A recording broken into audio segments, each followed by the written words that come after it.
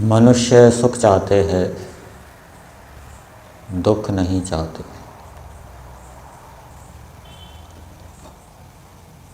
सुख और दुख का संबंध मन के साथ है।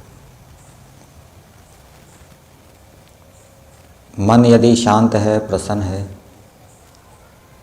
तो संसार में सुख होता है, मिलता है। मन यदि अशांत है, अतृप्त है, अशुद्ध है, अविद्या से युक्त है, तो उत्तम से उत्तम पदार्थों के प्राप्त होने पर भी सुख की प्राप्ति नहीं होती। व्यक्ति क्लेशित रहता है।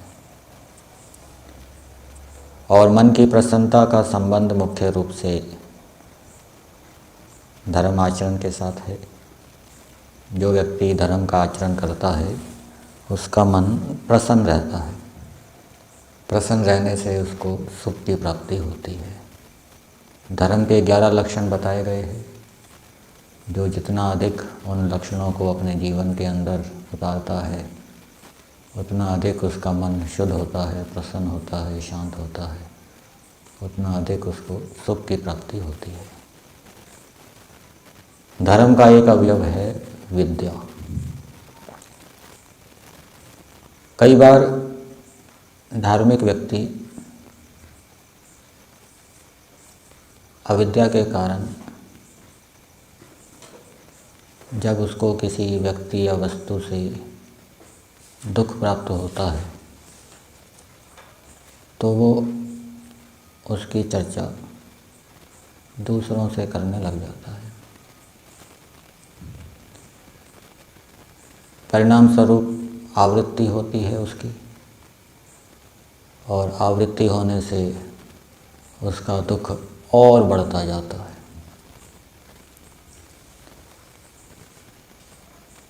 यदि किसी ऐसे व्यक्ति से उस दुख की चर्चा की जाए जो उसका कुछ समाधान कर सके, उसको दूर कर सके, कोई उपाय बता सके, कोई ज्ञान विज्ञान दे सके, तब तो उसके साथ अपने दुख का भागीदार बनाना लाभदायक है। लेकिन जो व्यक्ति कोई समाधान जानता ही नहीं, ज्ञान विज्ञान जिसके पास है ही नहीं, कोई उपाय है ही नहीं उस दुख को कम करने का, और व्यक्ति अपने दुखों को उनको बताता जाता है, तो वो सिवाय अपने दुख को बढ़ाने के और कोई दूसरा कार्य नहीं करता। इसलिए जिस व्यक्ति या वस्तु से दुख प्राप्त हुआ है, उसकी चर्चा हर एक किसी से नहीं करते फिरते रहना चाहिए। ऐसे ही सुख के विषय में भी होता है। जब व्यक्ति को किसी घटना से सुख मिलता है, उसको कोई इनाम मिला अथवा परीक्षा में उसके बहुत अच्छे अंक आ गए, तो वो जानकर उसको सुख होता है। फिर वो इस घटना को दूसरों को बताता है, तो जैसे जैसे आवृत्ति होती है तो उसका सुख और बढ़ता जाता है, बढ़ता जाता है। परंतु यह बताना भी मन को क्लेशित कर सकता है। एक को बताया, दूसरे को बताया, उससे उसका सुख बढ़ा, उसने उसकी प्रशंसा की और सुख बढ़ा। यदि उसकी प्रवृत्ति सुख लेने की है, तो उसमें राग उत्पन्न हो सकता है। प्रेरणा की दृष्टि से बताया जाता है कि दूसरा भी उससे प्रेरणा प्राप्त करे कि मेरे को इनाम मिला है या परीक्षा में मेरे इतने अच्छे अंक आए हैं, ताकि दूसरा भी प्रेरित होकर अपनी संतानों को प्रेरित करे, उसका दृष्टांत दे, उदाहरण दे कि अमुक विद्यार्थी ने इतने अंक प्राप्त किए, तुझे भी प्राप्त करने चाहिए। प्रेरणा की दृष्टि से बताया जाता है। लेकिन यदि उस बताने में उसको जो सुख मिल रहा है, उस सुख में यदि उसकी सुख लेने की प्रवृत्ति है, सामने वाला व्यक्ति कुछ प्रतिक्रिया करेगा, कुछ वचन बोलेगा, कुछ वाक्य बोलेगा, तो उससे उसका सुख बढ़ेगा। यदि उसने उस प्रतिक्रिया में सुख लिया, मतलब कि बार बार उसको दोहरा के या सुनकर बहुत प्रसन्न हुआ, तो ये भी उसमें राग उत्पन्न कर सकता है। इसलिए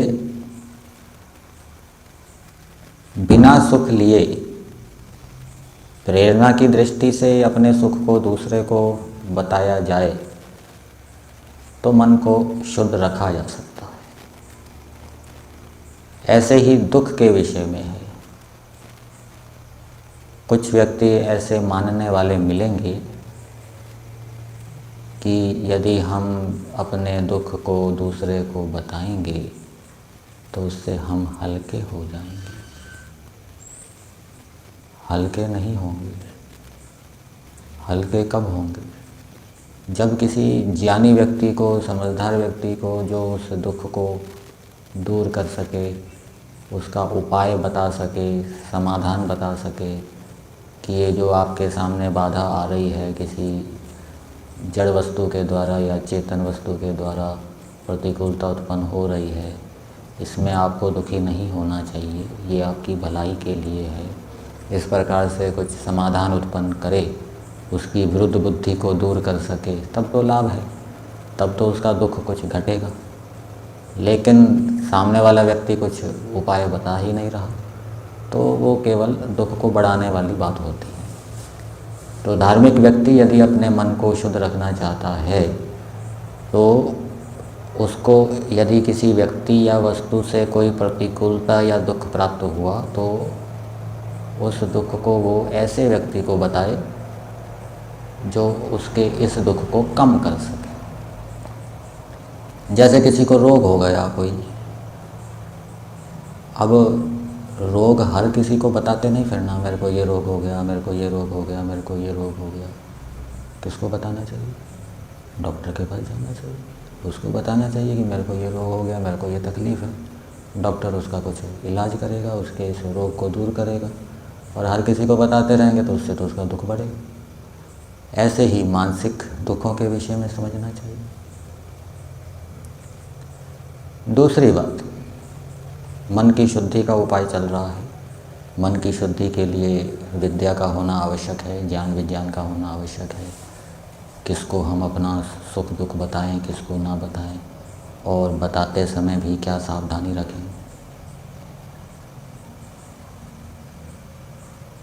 जब व्यक्ति किसी वस्तु को अत्यंत आवश्यक समझ लेता है कि इस वस्तु के बिना, इस औषधि के बिना मेरा ये रोग दूर नहीं होगा, मेरी ये शरीर के अवयव की न्यूनता दूर नहीं होगी, तब क्या होता है?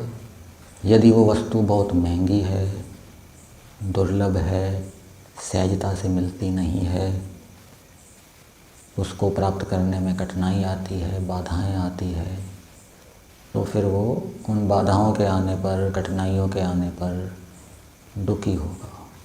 वो वस्तु जिसको वो अत्यंत आवश्यक समझ रहा है कि इसके बिना तो ये मेरा रोग दूर होगा नहीं, मेरी बुद्धि या और किसी शरीर के अवयव की न्यूनता दूर होगी नहीं इसको खाए बिना, और वो वस्तु मिलेगी नहीं तो वो फिर दुखी हो जाएगा।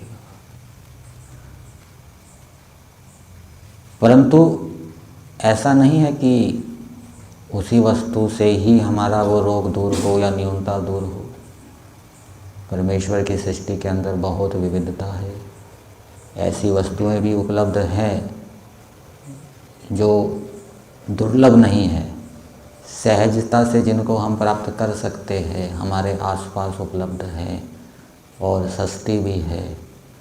उनको यदि हम प्राप्त कर लें तो उन वस्तुओं से भी हमारा रोग दूर हो सकता है, हमारे किसी शरीर के अवयव की न्यूनता दूर हो सकती है। केवल ज्ञान की कमी है, जानकारी की कमी है। अभी जानकारी में तो केवल वही दुर्लभ वस्तु दिखाई दे रही है।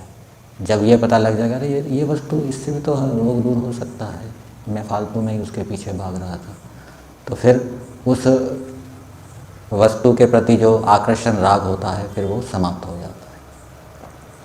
अब जो वस्तु सहजता से मिल रही है, ऐसा नहीं है कि उसके बिना हमारा रोग या न्यूनता दूर नहीं हो सकती। वस्तु के बिना भी हम अपनी रोग या न्यूनता को दूर कर सकते हैं। बहुत सी ऐसी यौगिक क्रियाएं होती है, ऐसे आसन होते हैं जिनके माध्यम से हम बिना औषधि के, बिना वस्तु के प्रयोग के अपने शरीर की न्यूनता को दूर कर देते हैं, रोग को दूर कर देते हैं। तो संसार की यदि कोई भी वस्तु, किसी भी वस्तु को, चाहे वो सस्ती है, चाहे महंगी है, चाहे सहजता से उपलब्ध हो रही है या दुर्लभ है, उसको यदि हम ये मान लेंगे कि इस वस्तु के बिना मेरा काम नहीं चल सकता, तो दुख को प्राप्त होंगे। हमारे लिए कोई भी संसार की वस्तु आवश्यक है ही नहीं। ईश्वर के पास इतना ज्ञान विज्ञान है, इतनी विद्याएं हैं, और ईश्वर अंदर बैठा हुआ है। यदि हम ईश्वर की आज्ञा का पालन करें अच्छी प्रकार से तो ईश्वर अंदर बैठा हुआ भी हमारे रोगों को दूर कर सकता है, सहजता से, सरलता से। अब एक व्यक्ति बहुत दुखी है, चिंतित है, तनाव युक्त है, और वो बहुत महंगी औषधि खा रहा है, तो वो महंगी औषधि क्या असर करेगी जब उसका मन ही प्रसन्न नहीं। दूसरा व्यक्ति बहुत सस्ती औषधि खा रहा है, अथवा औषधि भी नहीं खा रहा, वो कोई आसन कर रहा है, कोई यौगिक क्रिया कर रहा है, मन उसका प्रसन्न है, तो सामान्य सी यौगिक क्रिया से, आसन से उसका रोग दूर हो जाएगा। तो ईश्वर के पास अनंत ज्ञान विज्ञान है, और वो ज्ञान विज्ञान हमें यदि प्राप्त हो जाए तो फिर संसार की कोई भी वस्तु, संसार का कोई भी पदार्थ हमारे लिए आवश्यक नहीं रहेगा, अनिवार्य नहीं रहेगा। हमारी बुद्धि ऐसी बनेगी कि इस वस्तु के बिना भी हम अपने कार्य को कर सकते हैं, अपनी समस्याओं का समाधान कर सकते हैं। तो ऐसी स्थिति को प्राप्त करने का प्रयास करना चाहिए। ईश्वर के पास जो अनंत ज्ञान विज्ञान का भंडार है, उस ज्ञान विज्ञान के भंडार से हमें भी लाभ उठाना चाहिए, और उसके लिए ईश्वर की आज्ञाओं को जानना, और जितना हमारे पास सामर्थ्य है उस सामर्थ्य से हमें ईश्वर की आज्ञाओं का पालन करना चाहिए। और जब वो ज्ञान विज्ञान, वो विद्याएं हमें ईश्वर से मिल जाएगी, तो फिर संसार की कोई भी वस्तु हमारे लिए आवश्यक नहीं होगी, अनिवार्य नहीं होगी, और फिर कोई भी वस्तु संसार की हमें दुखी नहीं कर सकेगी। संसार की कोई भी वस्तु, पदार्थ हमको दुखी कब करता है? जब हम उसको आवश्यक मान लेते हैं, और आवश्यक मान लेने के बाद जब वो पदार्थ कम मात्रा में मिलता है, या नहीं मिलता, या बहुत कठिनाई से मिलता है, तब वो क्या है, दुख को उत्पन्न करता है। तो ईश्वर से हम ऐसे ज्ञान विज्ञान को प्राप्त करने का प्रयास करें जिससे कि किसी भी सांसारिक पदार्थ या वस्तु के प्रति हमारा आकर्षण ना हो, झुकाव ना हो। तो ये ज्ञान विज्ञान हमारे मन को प्रत्येक परिस्थिति में शुद्ध रखेगा, प्रसन्न रखेगा, और उससे हमारा जीवन भी क्या है, सुखमय होगा।